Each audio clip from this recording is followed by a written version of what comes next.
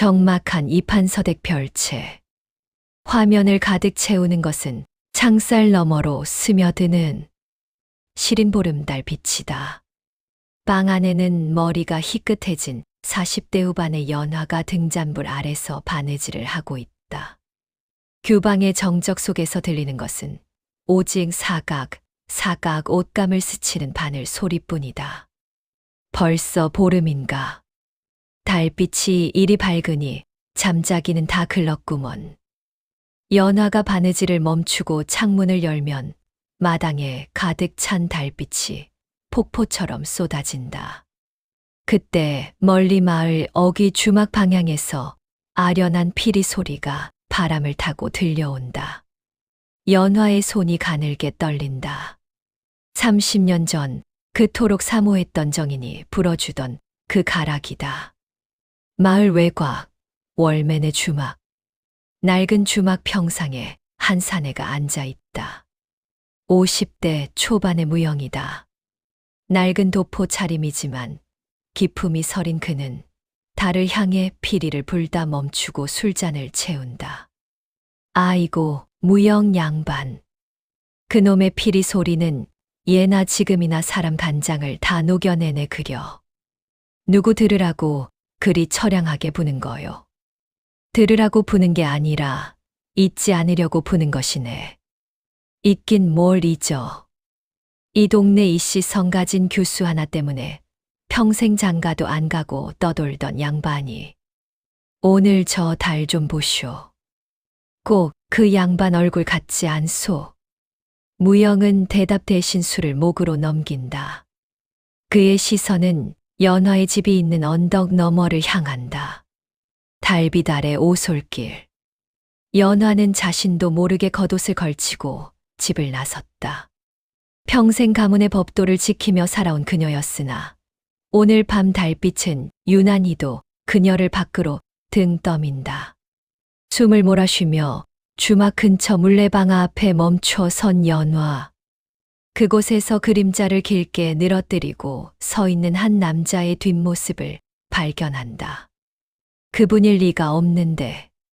세월이 이리 흘렀는데. 그때 남자가 천천히 고개를 돌린다.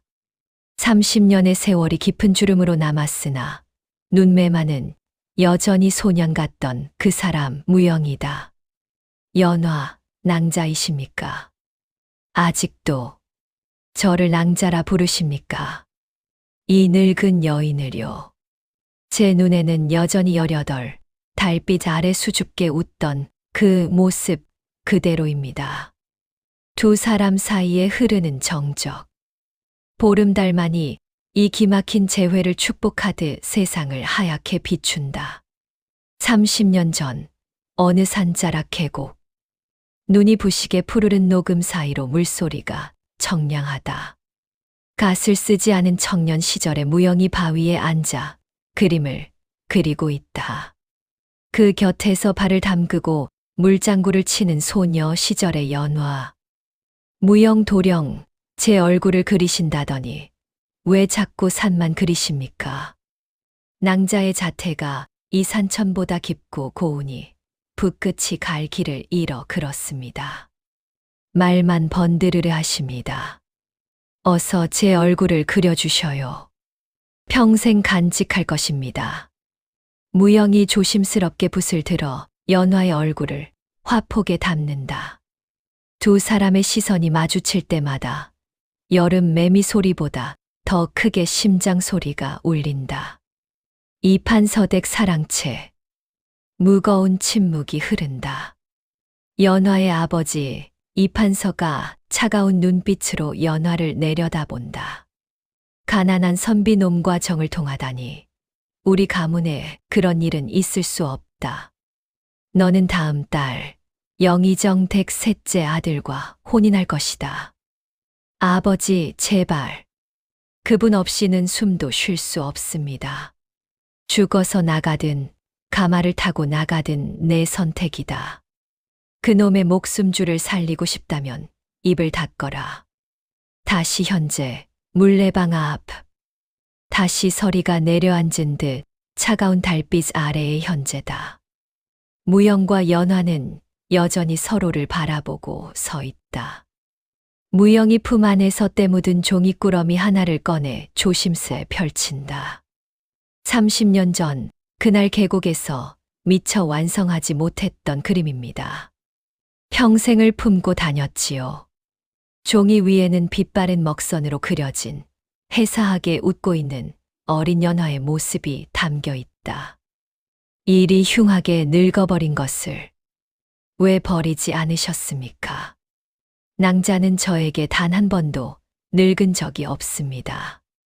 매일 밤 달을 보며 이 미소를 떠올렸으니까요. 저는 지아비를 섬기고 자식을 키우며 당신의 이름을 지우려 애쓰며 살았습니다. 모진정을 품은 저를 어찌 이리 기다리셨단 말입니까? 주막 뒷방. 월매가 내어준 따뜻한 찻잔을 사이에 두고 두 사람이 마주 앉는다. 방 안은 희미한 등불 하나의 의지에 아늑하다. 연화 낭자. 아니, 부인. 원망은 없습니다. 다만 궁금했습니다. 그간의 세월이 부인에게는 따뜻했는지, 모진 바람에 꺾이지는 않으셨는지, 따뜻했다면 거짓이겠지요. 하지만 오늘 밤 이리 살아계신 당신을 뵈었으니 지난 30년의 추위가 다 녹는 듯합니다. 그때 주막 밖에서 마을 사람들의 발소리와 두런거리는 소리가 들려온다. 연화는 화들짝 놀라며 몸을 사린다. 여전히 세상의 눈이 무서운 양반가의 여인이다. 똥이 트기 직전의 푸르스름한 새벽. 연화는 밤잠을 설치고 마당을 서성입니다. 대문 밖은 나갈 수 없지만 혹시나 하는 마음에 뒷담 쪽으로 발길을 옮깁니다. 담벼락 밑 어제는 없던 노란 달맞이꽃 한 송이가 바위 틈에 꽂혀 있습니다. 그 꽃줄기에는 정갈하게 접힌 한지 한 장이 묶여 있습니다. 아직 가시지 않은 것인가? 연화가 떨리는 손으로 서신을 펼칩니다. 무영의 힘있고도 부드러운 필체가 드러납니다. 그리웠다 말하기엔 세월이 너무나 길었고, 잊었다 말하기엔 내 심장이 너무나 정직했습니다. 부인, 그대의 창가에 비치는 달빛이 나인 듯 여겨주신다면 나는 그것으로 족합니다. 오늘 밤 서쪽 개울가 정자에서 기다리겠습니다. 오지 않으셔도 원망치 않으리다. 연화는 서신을 가슴에 꼭 품습니다. 서신에 배어있는 묵향이 마치 무영의 채취인 양 코끝을 스칩니다. 주막 안방. 월매는 무영이 밤새 그린 그림들을 정리하고 있습니다. 무영은 퀭한 눈으로 붓을 놀리고 있습니다. 양반님 네들 사랑 노름이라지만 이건 너무 위험하오. 연화 마님 댁 아드님이 누구요? 이번에 암행어사로 내려온다는 소문이 파다한 이 도령 아니오. 들키면 무영 양반 목숨은 고사하고 마님은 어찌 되겠소. 아내, 내 목숨이 아까운 것이 아니라 그 사람의 이름에 흠집이 날까 그것이 제일 두렵네. 알면서 왜 또 정자로 부르오? 마지막으로 줄 것이 있네. 30년 전 전해주지 못한 약조 말이네. 서쪽 개울가 정자. 달이 중천에 떴습니다. 무영은 정자에 서서 연화가 오기를 기다립니다. 포기하려던 찰나 머리에 쓰개치마를 깊게 눌러 쓴 여인이 가쁜 숨을 몰아쉬며 나타납니다. 연화입니다. 오지 않으려 했습니다. 아니, 오면 안 된다 수천 번을 되뇌었습니다. 고맙습니다. 이리 와주신 것만으로도 제 남은 생은 봄날입니다. 무영이 품 안에서 옥으로 만든 비녀 하나를 꺼냅니다. 소박하지만 정교한 연꽃 무늬가 새겨진 비녀입니다. 30해 전 저작거리에서 낭자에게 주려 샀던 것입니다. 주인을 찾지 못해 빛을 잃어가더니 이제야 제 주인을 만납니다. 이 무거운 것을 어찌 이리 오래 품으셨습니까? 제 머리는 이미 세월의 색이 바랬는데 머리색이 바랜들 어떻습니까? 제 마음속 당신은 늘 저 달처럼 변함이 없는데 두 사람이 서로의 애틋한 눈빛을 교환하는 찰나 정자 아래쪽에서 횃불 소리와 함께 거친 목소리들이 들려옵니다. 이 근처에 수상한 자가 있다는 제보가 있었다. 샅샅이 뒤져라. 연화의 안색이 창백해집니다. 무영은 직감적으로 연화의 앞을 막아섭니다. 정자 아래 숲길. 횃불의 붉은 빛이 일렁이며 다가옵니다. 관원들의 발소리가 낙엽을 밟는 소리로 가깝게 들립니다. 연화는 사시나무 떨듯 떨고 있습니다. 무영 도령, 어서 피하십시오. 저 때문에 당신까지 화를 당하시면 저는 어찌 살란 말입니까? 30년 전에도 도망쳤기에 평생을 후회했습니다. 이번에는 낭자의 손을 절대 놓지 않을 것입니다. 무영은 연화를 정자 뒤편 바위 틈에 숨기고 자신의 겉옷을 벗어 반대편 나무 거리에 걸쳐둡니다. 유인책입니다. 숲속 대치 상황. 저기다, 저기 그림자가 보인다. 관원들이 무영의 옷가지가 있는 곳으로 달려갑니다. 그 선두에는 연화의 아들이자 신임 사또인 이현이 서 있습니다. 그는 어머니가 밤마다 집을 비운다는 사실을 알고 은밀히 뒤를 쫓던 중이었습니다. 개 멈추어라. 감히 어느 안전이라고 이 깊은 밤에 여염집 아녀자를 유혹하려 드느냐.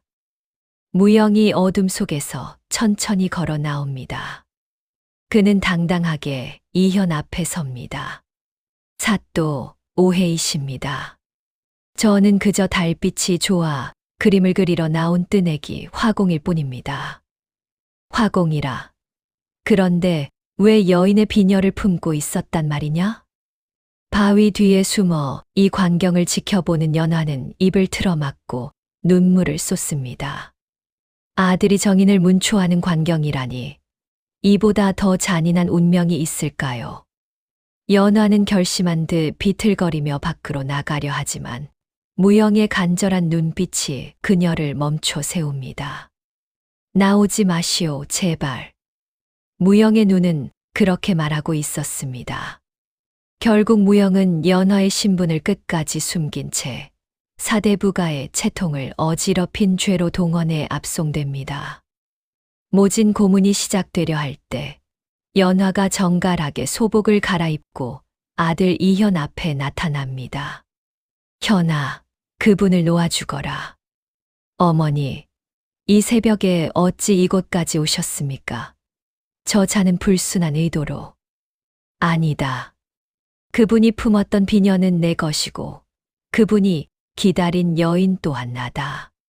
30년 전 내 아버지를 만나기 전부터 내 심장에 박혀있던 사람이다. 어머니, 대체 무슨 말씀을 하시는 겁니까? 가문의 명예는 어쩌시고요? 명예를 위해 30년을 죽은 듯 살았다. 이제 남은 생은 단 하루라도 사람으로 살고 싶구나. 나를 죽이려거든 저 사람과 함께 죽이고 살리려거든 함께 보내다오. 연화의 단호한 선언에 동원 마당에는 무거운 정적이 흐릅니다. 옥에 갇힌 무영은 창살 너머로 들리는 연화의 목소리에 고개를 숙이고 오열합니다. 옥사에 갇힌 무영은 만신창이가 된 몸으로 창살 너머 달을 봅니다. 그때 옥사 문이 소리 없이 열리고 사또이자 연화의 아들인 이현이 들어옵니다.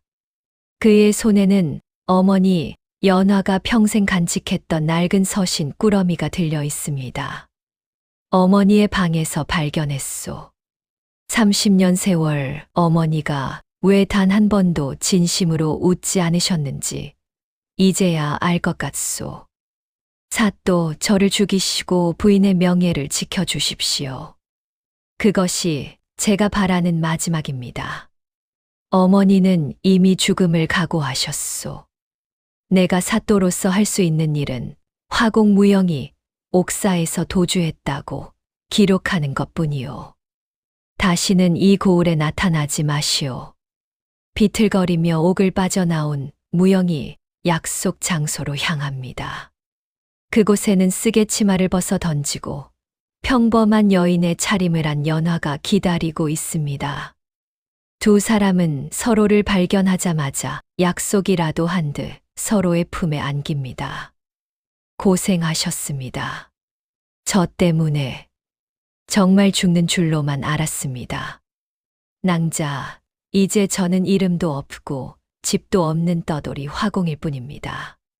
저와 함께 가시면 고생길이 훤한데 정말 괜찮으시겠습니까? 30년을 비단 옷 입고 가시방석에 앉아 살았습니다. 이제 거친 삼배옷을 입어도 당신 곁이라면 그곳이 꽃길입니다. 두 사람은 작은 배에 몸을 싣습니다.